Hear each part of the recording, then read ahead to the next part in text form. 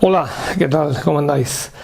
Bienvenidos. Hoy vamos a montar a caballo, ¿verdad? Vamos a montar a caballo, que los que hemos montado alguna vez en nuestra vida sabemos que es muy fácil montar y también muy fácil bajarse, y sobre todo bajarse sin permiso con permiso del caballo, sin permiso. Hoy vamos a hablar de la película La carga de la Brigada Ligera. Comenzamos.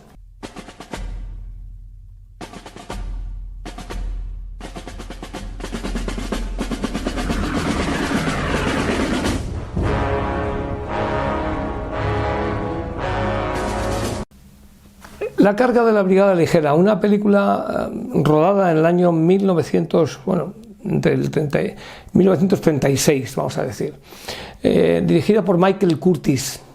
Michael Curtiz, ahora hablaremos de él. Título original: La carga de la Brigada Ligera, con lo cual no hay ninguna rareza. Y interpretada principalmente por Errol Flynn y por Olivia de Havilland. También aparece Patrick Knowles y David Niven. También es importante destacar a David Niven junto a Donald Crisp, pero sobre todo Errol Flynn y Olivia de Havilland. La música de Max Steiner, la fotografía de Sol Polito, que hablaremos de él también, y una película en blanco y negro del año 36 con más de casi 2 horas de metraje. El argumento. Bueno, pues rememora la batalla de Balaclava, la batalla de la carga de la Brigada Ligera en la guerra de Crimea, concretamente en la batalla de Balaclava. ¿Qué es lo que ocurre? Pues que, pues tiene un arranque, que es que hay un comandante, que es el comandante Jeffrey Vickers, que está interpretado por el actor Errol Flynn, y que pertenece al regimiento de lanceros, a un regimiento de lanceros del ejército británico, y que está en misión diplomática en lo que es Calcuta, con el emir de Suristán. Bueno, pues hay una serie de hostilidades entre los pueblos y al final consigue que haya cierta pacificación, y posteriormente se reencuentra con su novia, que es Elsa Campbell, que es interpretada por Olivia de Havilland, y que cuando él regresa pues descubre que su novia ya no es tal novia, sino que se ha enamorado de su propio hermano, del capitán Perry Vickers, que es el actor Patrick Knowles. A partir de ahí hay una serie de aventuras y desventuras que hacen que finalmente se mezcla la historia de amor con la historia épica, y en las llanuras de Crimea se van a encontrar tanto Surat Khan, ese emisario con el que han discutido y han conseguido una paz así muy endeble, junto con las tropas del zar y los cañones rusos. Eso es un poco la sinopsis o el inicio, es decir, la película me lleva a la épica carga, o la que nos cuentan como épica carga. Ahora desmontaremos los dos mitos y contaremos uno que es nuestro, es español, ¿no? Bueno, pues aquí nos va a hacer un amasijo de realidad y de ficción, precisamente buscando algo. Claro, cuando uno le dice militarmente hablando, la carga de la Brigada Ligera, es un error brutal, es un desastre militar, está en todos los libros de historia militar, es decir, como el análisis de la incompetencia militar aparece esta. Entonces, ¿por qué una incompetencia militar se quiere convertir en una épica? Pues tiene una razón. Aquí hay una razón muy importante, y la razón está en que los productores buscaban de alguna manera paliar o silenciar el éxito de una película que había hecho la rival, la Paramount. Si esto era la Warner Bros., pues los hermanos Warner buscaban paliar el éxito de la Paramount con la película Tres lanceros bengalíes, dirigida por Henry Hathaway, con Gary Cooper, hablaremos un día de ella, y que también estaba situada en la India, y con un héroe que al final fallece o sucumbe en aras del deber. Es decir, también hay que entender que estamos en la década de los 30 y que el cine busca la épica, los escenarios exóticos, es decir, el espectador va en masa al cine buscando precisamente eso. Entonces, hay un periodista que empieza a desarrollar, que es Abraham Jacobi, empieza a desarrollar el guión sobre la base de unos poemas que ha escrito Alfred Tennyson, que luego será Lord Tennyson. y le dan la libertad de poder cambiar perfectamente la realidad, con tal de que la épica supere a la de 3 lanceros bengalíes. Claro, ¿qué ocurre? Pues que estamos hablando de que este 25 de octubre de 1854 hay un error en las afueras de la ciudad de Balaclava, cerca de lo que es hoy en día Sebastopol, en lo que es la península de Crimea, pues una orden mal interpretada, mal emitida y, por qué no decirlo, fruto de una incompetencia, hizo que la brigada ligera de la caballería británica atacase frontalmente a las tropas del zar Nicolás I, que estaba desplegado en un valle. La carga estaba rodeada de cañones. Se saldó, y quiero decir estas cifras, se saldó con 113 muertos y 134 heridos. Pero este hecho incompetente anglosajón, junto con otros hechos militares, siempre suelen quedar ocultados o suelen ser cambiados por la propaganda británica, que aún hoy en día ensalza victorias o derrotas. Recordar Dunkerque. En Dunkerque nos quieren contar con que tal, y hay que recordar lo que dijo Churchill: con evacuaciones como la de Dunkerque no se ganan las guerras. Pues con desastres como el de Balaclava no se ganan las guerras. Pero este poeta, Lord Tennyson, de la corte victoriana, ensalza lo que es una derrota. Es como si aquí a un equipo de fútbol le meten 5 y dice, bueno, ha jugado estupendamente, aunque le han metido 5, pues lo mismo, pero cambiando el registro. Entonces, este Lord Tennyson, o Alfred Tennyson, hace unos versos que son muy bonitos, con la música de Max Steiner, y que se llama, viene a decir que es como la gloria en la derrota. Es decir, entonces, pues nos habla de, lo voy a leer textualmente: media legua por el Valle de la Muerte, cabalgaron los 600, adelante la brigada ligera, cargar contra los cañones en el Valle de la Muerte, cargaron los 600 cañones, y finaliza con estas estrofas: cañones a su derecha, cañones a su izquierda, cañones detrás de ellos, descargando y tronando. Esto nos lo ponen con la carga y queda como muy épico y como diciendo qué valientes son, qué tal. Cuando en realidad fue una incompetencia militar desde el general que dio la orden hasta el coronel que cumplió Bien, pero esto al Hollywood de 1936 les da sin cuidado. A mí me da igual, yo quiero una película que a mí esto me lo dé fresquito y que a la gente le guste. Y cogen a un gran director para esto, uno muy duro, un director húngaro nacido en Budapest y cuyo verdadero novio era Mikhail Kertész, pero que de niño, debido a su pobreza, tuvo que trabajar como figurante en los teatros y con el poco dinero irse a una academia de interpretación. Cuando llega a Estados Unidos se cambia el nombre y se llama Michael Curtiz. Va a ser el director de películas como Casablanca en 1942 y de otras grandes películas. Era un hombre que trabajaba en todas las fases del proceso y era muy metódico, tan metódico que conseguía que muchos actores estuviesen irritados con él, porque se metía en todos los pequeños detalles, era muy minucioso. Y también es conocido por su nefasta pronunciación del inglés, es decir, no todo el mundo habla bien inglés, ¿verdad? Y no pasa nada por no hablar bien inglés o no hablarlo. Este lo hablaba fatal. Tan fatal que había una cosa que cuando hablaba tan mal le llamaban las frases que acuñaba le llamaban los Curtis, de su apellido, curticismos. Entonces hay un ejemplo muy gracioso, que es que en una playa en Malibú estaba en un rodaje y había pues cerca de más de 300 extras. Estaban rodando en una playa y claro, él pues cogía el megáfono y eran alrededor de las 11. Claro, la comida, los dos extras los contratan, les pagan, hacen lo que les pidan y luego a tal hora paran para que vayan a comer. O sea, todo está perfectamente ordenado. Pero, de alguna manera, pues este hombre, como manejaba mal el idioma, en lugar de decir id a por la lancha, que en inglés sería send for the lunch, pues él dijo send for the lunch, o sea, confundieron lunch con lunch, con lo cual todos los extras cogieron y se fueron a coger la bandeja para comer. Entonces era el curticismo, pronunciaba entre lunch o lunch. Entonces es una de las muchas anécdotas de los curticismos, ¿no?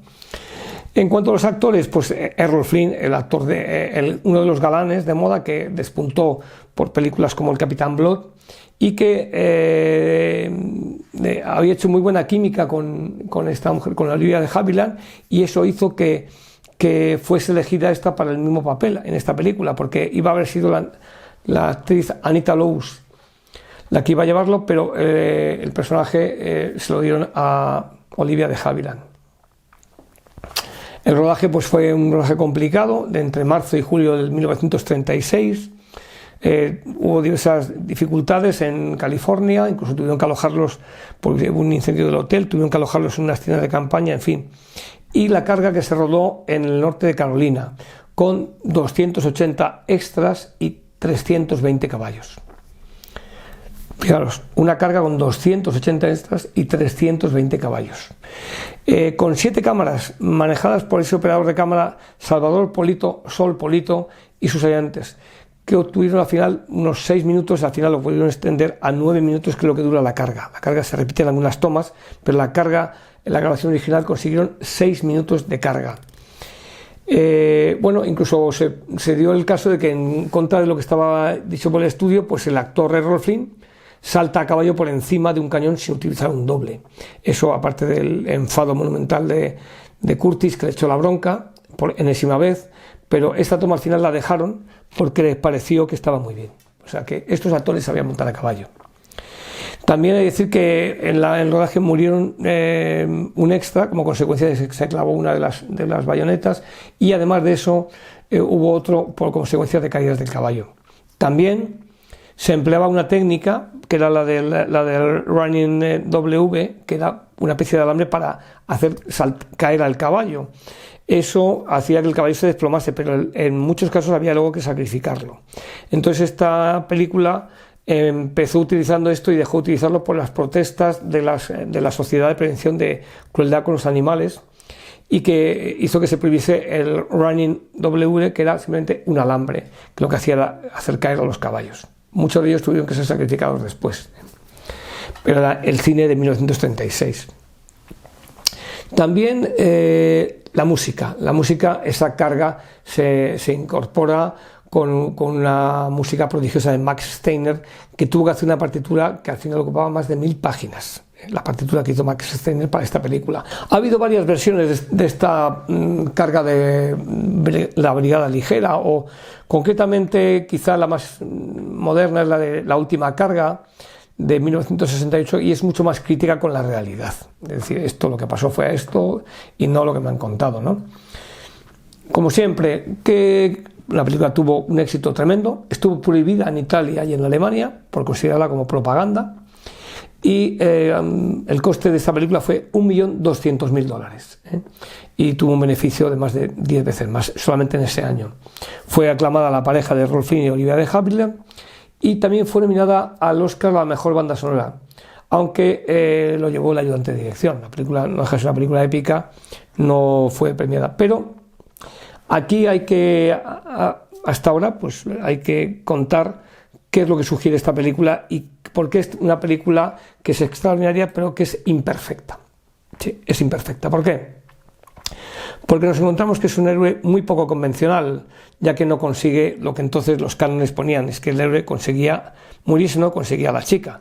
Aquí no consigue a la chica se ha ido con el hermano. Luego, el héroe también es un héroe complejo, porque tiene dudas. Y luego la carga está hecha con seres humanos, no con guerreros, y esto hay que distinguir la diferencia entre un ser humano que combate, que tiene que luchar porque no le queda más remedio, y un guerrero que lo que le gusta es la lucha. Entonces, aquí de alguna manera se está hablando de esas personas de manera impersonal, más como humanos, aunque repito, de forma impersonal, como humanos que como guerreros. Ahí veis una fotografía del rodaje con Michael Curtis, que le supervisaba absolutamente todo, con Errol Flynn, y al lado está David Niven, que recuerdo que también tiene una parte importante en la primera parte de la película, y luego ya desaparece como tal, para buscar una venganza, porque convierten la batalla de Balaclava en una especie de venganza contra Surat Khan. Bueno, hasta hay una película muy épica, muy bonita, muere o no muere, lo que sea, ya lo veis, y muy esplendorosa. Pero claro, nosotros como españoles nos preguntamos, bueno, ¿y qué pasa? ¿Que es que esto solo lo han vivido los británicos? ¿No lo han vivido los americanos? Luego Errol Flynn murieron con las botas puestas, también hay cargas de caballería. Entonces, igual que hablamos del poeta Lord Tennyson o Alfred Tennyson, aquí en España hemos tenido muy buenos poetas. Lo que pasa es que, claro, si no nos los cuentan en el cine es difícil, ¿no? Como por ejemplo don Pedro Calderón de la Barca. Fijaros este aprendiz de soldado que hizo en relación a los tercios, porque Calderón de la Barca, aparte de ser dramaturgo, a la edad de creo que fue los 40 años, que es como aquí tiene 60, se alistó a los tercios españoles. Y escribió estos versos del aprendiz de soldado que os los voy a leer. Se conoce en muchas partes de España y del extranjero. Aquí referido al aprendiz de soldado, es decir, lo que le dice un veterano soldado de los tercios a un soldado que llega nuevo. Dice, tú tienes que saber esto. Y le dice, aquí la más principal hazaña es obedecer, y el modo como ha de ser es ni pedir ni rehusar. Aquí, en fin, la cortesía, el buen trato, la verdad, la fineza, la lealtad, el honor, la bizarría, el crédito, la opinión, la constancia, la paciencia, la humildad y la obediencia, porque fama, honor y vida son caudal de pobres soldados, que en buena o mala fortuna la milicia no es más que una religión de hombres honrados. Como veis, un verso precioso. ¿Qué pasa? Pues que eso es del siglo XVII. Pero no ha habido nada moderno, no ha habido nada reciente, sí. Una carga que es muy superior. He dicho que la carga de brigada ligera fallecieron 138 y hubo 113 heridos. Ahora vamos a ver lo que le pasó al regimiento de Alcántara. Pero no lo voy a contar yo, os lo va a contar. El regimiento de Alcántara participó en la guerra en Marruecos en 1921 y cubrió la retirada del ejército que estaba en desbandada dentro de ese desastre de anual y esa incompetencia militar que la hubo. Pero nos lo va a contar Arturo Pérez Reverte, que sobre lo que hizo este regimiento nos cuenta esto. Lo voy a leer para no dejarme nada. Y dice, imaginen la escena. Las jarcas de moros sublevados por Aldelcrín acosan a la desorganizada columna que intenta escapar hacia Melilla, abandonando su suerte a heridos y enfermos. Aquello es una matanza inaudita, y millares de soldados, abandonados por jefes y oficiales, corren despavoridos, atormentados por la sed, intentando ponerse a salvo. En el camino de Dardrius a El Batel y Monterruit, la protección de la retaguardia de los fugitivos recae en un regimiento de caballería que todavía se encuentra intacto y bien mandado, el Alcántara número 14. Su jefe, un teniente coronel, enseguida comprende que se está pidiendo a sus 691 hombres que se dejen la piel por salvar a sus compañeros. Pero no hay otra. Hace de tripas corazón, arenga a su gente, les dice que les toca bailar con la más fea del RIF, y el regimiento, disciplinado y silencioso, se pone en marcha con sus escuadrones, protegiendo los flancos y a la retaguardia de la columna en retirada. Regimiento Alcántara número 14. Pero es en el cruce del río Igán, que está seco y en torno al que se atrincheran miles de rifeños que hacen fuego granado, donde la columna se arriesga a quedar cercada. Entonces el teniente coronel les toca a sus hombres la única fibra que a esas alturas, con semejante panorama, cree que puede funcionar, y les dice, si no lo hacemos, vuestras novias, vuestras madres, vuestras mujeres dirán que somos unos cobardes. Vamos a demostrar que no lo somos. Y no lo fueron. 7 veces cargó el Alcántara monte arriba y sable en mano, reagrupándose tras cada carga, cada vez menos hombres, más heridos, exhaustos y sedientos, jinetes y caballos una y otra vez bajo la granizada de balas enemigas, entre las zarzas y parapetos rifeños, tan diezmados y agotados al final que la última carga, la octava del día, hubo que darla con los caballos al paso, pues ya no podían ni trotar. Y aún después se continuó ladera arriba, a pie, combatiendo al arma blanca. Cargaron los soldados y también el joven trompeta de 15 años que llevaba el cornetín de órdenes, y cuando a la quinta o sexta carga ya no hubo hombres suficientes para cerrar filas, cargaron también, aunque nadie les obligaba a ello, los 3 alféreces veterinarios. y el teniente médico, y hasta el capellán fue delante con la tropa. Y cuando ya no quedó nadie a quien recurrir, cargaron también los 14 maestros herradores, y con ellos los 13 chiquillos de 14 y 15 años de la banda de música del regimiento, que, como el joven corneta de órdenes, murieron todos. Y al anochecer, cuando los supervivientes consiguieron llegar a la posición de El Batel, agotados, llenos de heridas, caminando entre las sombras con sus extenuados caballos cogidos de la brida, de los 691 hombres del regimiento solo quedaban 67. Desde luego, aquel 23 de julio de 1921, los jinetes del Alcántara, los del regimiento de Alcántara, cumplieron con su teniente coronel. A ellos ninguna madre, mujer o novia les llamó cobardes. Ahora yo os digo, 691 y regresaron 67. La brigada ligera 113. Por eso yo creo, y es una opinión muy personal, ahí ves una fotografía que quizá os dañe la vista, pero hay que verla porque son españoles que dieron su vida por su país. Ahí está una fotografía de los jinetes, de los restos de los jinetes de la Alcántara. Por eso, para mí, aunque la película está muy bien, la carga de la brigada ligera, para mí la carga de la brigada ligera, al lado de la carga de los jinetes de la Alcántara, para mí esta película es una convención de cría caballar. Lo lamentable es que, y hay que decirlo, los españoles somos unos mantas, porque no hemos sido capaces en 90 o 100 años de esto, de hacer una película. Durante 90 años este regimiento de Alcántara tuvo vetado el recibir la laureada como regimiento. No sé si porque el general Franco era de infantería y estos eran de caballería, o porque no les gustaba, o por los egos, o por las envidias, que es nuestro mayor defecto, la envidia. Los héroes del Alcántara, el regimiento de Alcántara, se merece una película. Tienen loas como la que acabo de leer de Pérez Reverte y tienen cuadros estupendos como El pintor de batallas de Ferrer Dalmau, pero no hay película sobre Alcántara. Houston, tenemos un problema. Muchas gracias. Seguimos en contacto.